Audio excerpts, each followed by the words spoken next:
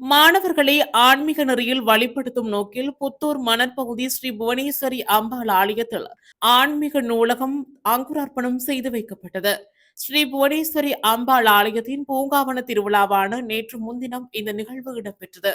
இவ்வாலயத்தில் அறநெறி வகுப்புகள் இடம்பெற்று வரும் நிலையில் அதன் அடுத்த கட்டத்தின் ஓர் அங்கமாக ஆன்மீக நூலக அங்குரார்ப்பண நிகழ்வு இடம்பெற்றது. ஆலய பரிபாலன சபை தலைவர் பரஞ்சோதி தலைமையில் இடம்பெற்ற நிகழ்வில் கோப்பாய் ஆசிரியர் கலாசாலையின் முதல்வர் செந்தமிழ் சொல்லருவி லலீசன் அவர்கள் கலந்து கொண்டு நூலகத்தினை திறந்து வைத்தார். இந்த நிகழ்வின் போது ஸ்ரீ புவனேஸ்வரி அம்பாள் ஆலய அறநெறி மாணவர்களின் கலையமுதம் நிகழ்வும் விழாவினை அலங்கரித்தன. அங்குரார்ப்பண நிகழ்வில் ஆலய குருக்கள், பரிபாலன சபையினர், அம்பாளின் அடியார்கள் கலந்து கொண்டனர்.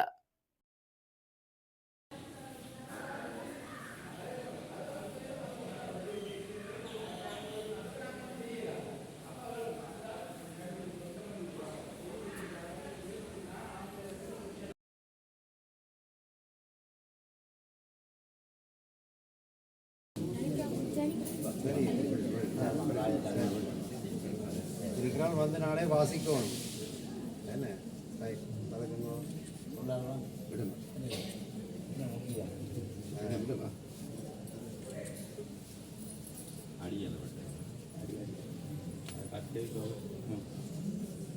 சரி கேட்டுக்கோங்க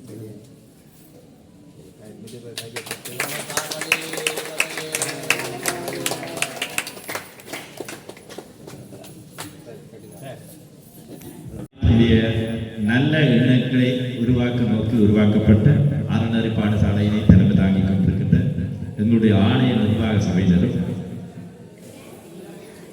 அந்த அறநெறி பாடசாலையினை வழிநடத்தி வருகின்ற ஆசிரியர்கள், மாணவ செல்வங்கள், இந்த நேரத்தில் அம்பிகையின் அருளுக்கு பாத்திரமாயிருக்கின்ற அன்பு அடியார்கள் உங்கள் எல்லோருக்கும் சாப்பிடாமல் இன்றைக்கு பலரும் என்ன செய்கிறார்கள் என்றால்,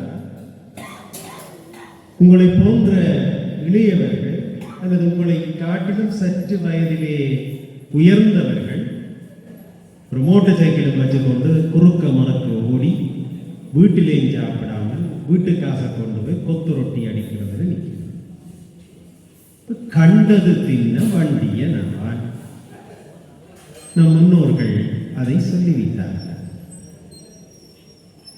அது என்ன கண்டது கற்க பண்டிதனாவான்?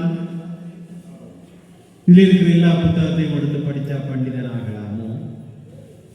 அல்லது காலையிலே உதயன் விளம்புரி இளநாடு தினக்குரல் என்று வாசிக்க தொடங்கி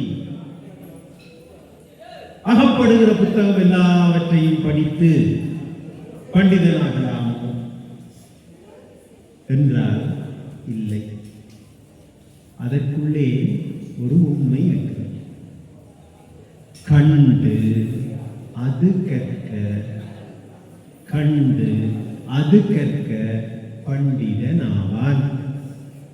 படிக்க வேண்டிய நூல் எது என்பதை தேர்வு செய்து கண்டு அது கற்க பண்டிதன் ஆவான்.